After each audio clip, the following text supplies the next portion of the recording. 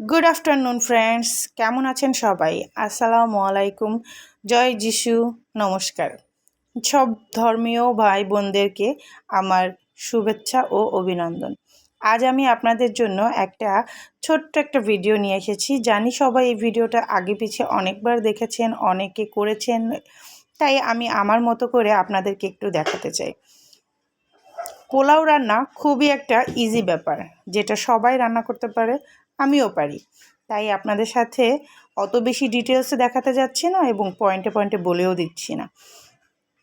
কিন্তু হ্যাঁ, গরম ভাতের ভিতরে পোলাও রান্নার সময় গরম পানি যদি দেওয়া হয় তাহলে রান্নাটা খুবই তাড়াতাড়ি এবং চটজলদি হয়ে যায়। দেখুন, বলতে বলতে আমার রান্না কিন্তু হয়ে গেছে। কিভাবে হলো আপনারা তো সবই দেখতেই পেলেন।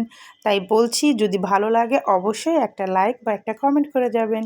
থ্যাংক ইউ এবং সকলে ভালো থাকবেন।